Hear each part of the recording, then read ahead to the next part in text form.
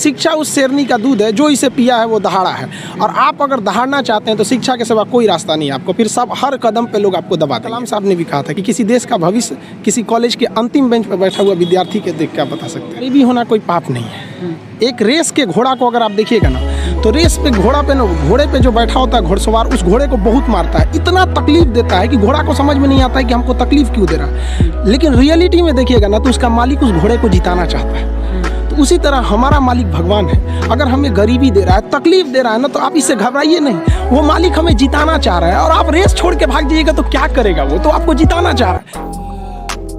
आप अगर कोई मूवी देखती हैं तो आपको 2 से ढाई घंटे की मूवी बड़ी अच्छे से याद हो जाती है। लेकिन आप कभी गौर कीजिएगा कि उस मूवी को बनाने वाला डायरेक्टर उस 2 घंटे की मूवी के लिए 2 साल से मेहनत कर रहा था, तब तो आपको याद हो गया ना। तो उसी तरह की स्टूडेंट जो होता है ना, उसके मेहनत को कम करने के लिए एक टीचर को मेहनत करना पड़ेगा, उसे प्रेजेंटेशन देना पड़ेगा, उसे अपनी भाषा में बताना पड़ेगा कि एक लड़का जो है वो भोजपुरी बेल्ट का है। भोजपुरी वालों को तो पहले ये लगता है कि हम बहुत पीछे हैं। अरे भाई, तुम नहीं पीछे हो। जितना एक CBSE ICSE बोर्ड का जानता है उतना ही तुम जानते हो। बल्कि ये जो गांव के लड़के ये ज़्यादा मेहनत करते हैं, 20-20 किलोमीटर साइकिल चला के आते हैं। किसी शहर के लड़के के लिए पॉसिबल नहीं है उतना, तो ये ज़्यादा मेहनत करते हैं। तो इनके लिए क्या होता है ना, कि इनके पास सुविधाएं। स्टूडेंट्स की सफलता में 3 चीज़ का योगदान होता है। एक उनके गार्जियन का योगदान होता है, गार्जियन को भी हर पल उसको डर बना के रखना चाहिए कि भैया तुम पढ़ो इसको। दूसरा टीचर्स का होना चाहिए, टीचर्स उसके अंदर फ्रेंडली होने चाहिए, अच्छे से समझाना चाहिए, और खुद स्टूडेंट्स का।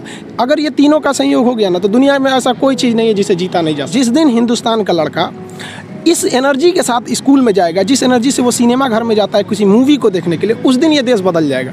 और ये पक्का बदलेगा, ये मेरा पूर्ण विश्वास है। थोड़ा वक्त लगेगा, लेकिन ऐसा नहीं है कि बदलेगा नहीं। पढ़ाई इतना दिलचस्प चीज़ होता है ना, कि आपको 1 घंटे का क्लास कब खत्म हो जाएगा पता ही नहीं चलेगा, बशर्ते टीचर्स उस माहौल में देखा होती है। पढ़ाई की 2 चीज़ें होती है। एक टीचर जो होता है ना, वो तो पढ़ लिया, उसका लेवल बहुत ऊपर है, और जो स्टूडेंट है ना, वो तो अभी शुरुआत कर रहा है, तो उसका लेवल बहुत नीचे है। बड़ा अंतर होता है ना ये 2 चीज़ों में समन्वय बनाना। जैसे सुई में धागा डालना, दोनों को एक लाइनर होना जरूरी है, तो ही जाएगा। तो इसलिए क्या करना है कि टीचर्स को अपने लेवल को थोड़ा सा नीचे लाना। उसके लिए आसान है टीचर को कि भाई जो समझा रहा है बड़े लैंग्वेज में, उसको देहाती लैंग्वेज या नॉर्मल लैंग्वेज में समझाए, अपने लेवल को थोड़ा सा नीचे। और लड़के का भी ये कर्तव्य बनता है, माँ बाप का भी कर्तव्य बनता है कि उसको हमेशा प्रेरित करेंगे, थोड़ा सा तुम घर से थोड़ा सा मेहनत करके आओ इसमें कि सर आज क्या पढ़ाने वाले हैं। जैसे ये हो जाएगा फिर कोई समस्या नहीं आएगी। तो टीचर स्टूडेंट दोनों की ओर से होना चाहिए इस चीज़ को। लेकिन टीचर को समझना चाहिए कि आप पढ़े लिखे हैं, आपसे गलती ना हो। इसलिए आप लड़कों को उनकी कमजोरी तक में बताएं। यहाँ पर बहुत से लड़के होते हैं वो तो सवाल ही नहीं पूछ पाते हैं डर के मारे। ये नहीं होना चाहिए, क्योंकि वो टीचर को टीचर समझ रहा है। लेकिन अगर टीचर को जिस दिन वो दोस्त समझने लगेगा ना, वो सवाल पूछेगा। और अगर वो सवाल नहीं पूछ रहा है तो आप क्या कर रहे हैं? 130 करोड़ जनसंख्या में आप एक मानव संसाधन को खराब कर रहे हैं अपने विद्यालय में बैठा के। वो सवाल नहीं पूछा तो क्या करें? मेरे लाइफ का एक ही प्लान है कि भाई जो स्टूडेंट्स हैं ना, स्टूडेंट्स ये इस देश को बदल सकते हैं। आज़ादी से पहले अगर आप गौर कीजिएगा ना, तो देश को बदला था वकीलों ने मिलकर। आप चाहे वो महात्मा गांधी को उठाइए, जवाहरलाल नेहरू, मोतीलाल नेहरू, या भीमराव अम्बेडकर साहब, सरदार पटेल, या जितने भी हमारे स्वतंत्रता सेनानी रहे, तो ज़्यादातर लोगों ने वकील थे वो उस वक्त में। लेकिन अभी की जो दौर है वो युवाओं के हाथ में, स्टूडेंट्स के हाथ में। अब युवा अपने अधिकार के लिए आप दबिए नहीं, आप दबेंगे तो दबाएंगे। और आप पढ़े लिखे होकर दब जाएंगे तो फिर एक अनपढ़ को तो कुचल दिया जाएगा, उसको दबाया ही नहीं जाएगा।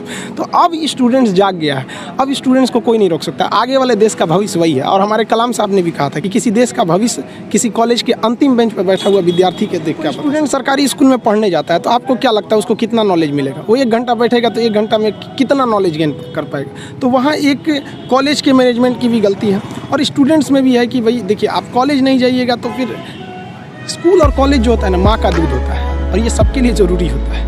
ये ज़रूरी है, वहाँ उनको भी समझना पड़ेगा। और गार्जियन के अंदर भी एक नैतिकता आनी चाहिए। और स्टूडेंट की जो सबसे बड़ी खराबी क्या है ना, उनके अंदर इच्छा है कि हमें कुछ करना है, उनके अंदर शौक़ है कि हमें नौकरी पाना है, पढ़ाई करना है, लेकिन उनके अंदर डर नहीं है। और ये डर बहुत ज़रूरी चीज़ होता है। किसी भी रिलेशन को बनाने के लिए ना, डर, ज़रूरत और इंसानियत, ये बना रहना ज़रूरी है। तो टीचर के अंदर इंसानियत होना चाहिए कि भैया हमें लड़कों को पढ़ाना है।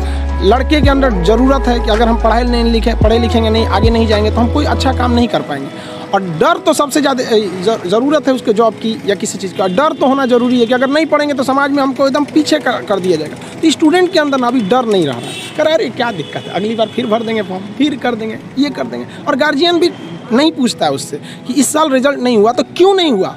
लड़का एग्ज़ाम देने जाता है ना, तो उसको पता चल जाता है एग्जामिनेशन हॉल में कि मेरा रिजल्ट होगा या नहीं होगा, और ये रियलिटी है। अगर आप वेट कर रहे हैं ना तो समझिए कि आपकी संभावना कम है रिजल्ट होने की, क्योंकि जिनका रिजल्ट होता है वो एग्जामिनेशन हॉल में समझ जाता है, और जब लड़का फेल होता है ना तो एक बहाना खोजने लगता है, ये प्रॉब्लम था, तबीयत ठीक नहीं थी, ऐसा हो गया, जबकि ऐसा चीज़ नहीं है। आप शुरुआत से ही गलती करते आ रहे हैं। ये लड़कों की भी भावना है, उनको भी अपने चेंज करना चाहिए इस सोच को। ये भी होना कोई पाप नहीं है।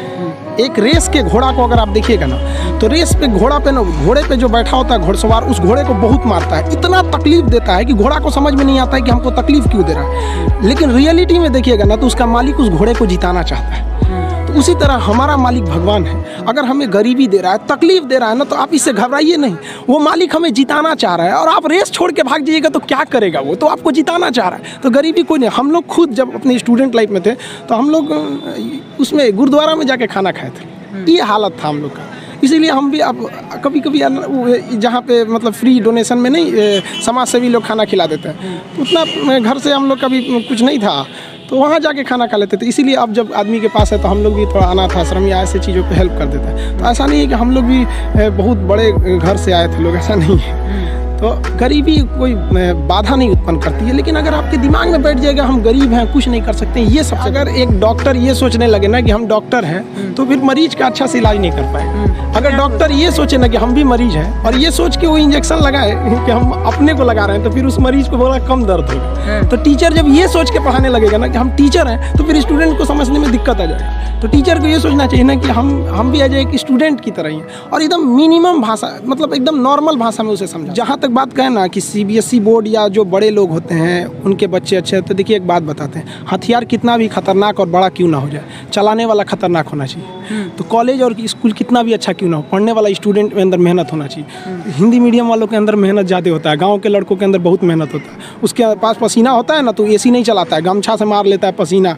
हाथ में रुमाल बांध लेता है कि पसीने से कॉपी ना भीगे वहाँ पर। उसके पास तकिया नहीं होता है मोड़ने के लिए, हाथ मोड़ के लगा लेता है तकिया, वो पढ़ता है सुबह उठ के। तो ऐसा नहीं है उनके पास मेहनत नहीं, वो बहुत मेहनत करते हैं। लेकिन उनके साथ सबसे बड़ा कमी क्या है कि आज से 5 साल पहले उनके पास कोई ऐसा साधन नहीं था कि उन्हें अच्छे टीचर मिल सके। अब तो डिजिटली हो गया। ये सबसे फायदा हुआ है गाँव वालों के लिए कि आप डिजिटल, आप गाँव के किसी कोना में बैठ के इंडिया के किसी टीचर से पढ़ सकते हैं। ये सबसे बड़ा फायदा है। और अमीरों को यहाँ पहले बेनिफिट मिलता था कि जो गाँव का लड़का है, बिहार का है, यूपी का है, उड़ीसा का है, गाँव का परिवार, वो दिल्ली जाके कैसे पढ़ेगा? अब कोई दिक्कत नहीं है, आप एक नॉर्मल मोबाइल लीजिए। गाँव से इतना बड़ा है, आप 135 करोड़ आबादी में आपको चेंजिंग देखने में बड़ा समय लग जाएगा इसमें। लेकिन हाँ, चेंजिंग आई है, लेकिन इसका भी सदुपयोग करना पड़ेगा। अब आप देखिए कुछ लोग फेसबुक पे उल्टे सीधे पोस्ट कर देते हैं, समाज में सौहार्द बिगाड़ते हैं। तो ये लोग तो उसका डिजिटल क्रांति के लिए तो आप समझिए तो गड्ढा खोद रहे हैं उनके लिए। तो ये उन लोग के लिए ऐसा नहीं है। बट स्टूडेंट्स अभी भी जागरूक है, लेकिन वो बहक जाता है पढ़ने के लिए यूट्यूब फेसबुक में गायब हो जाता है। ये उनको अपने आप पे थोड़ा सा एक कंट्रोल रखना पड़ेगा।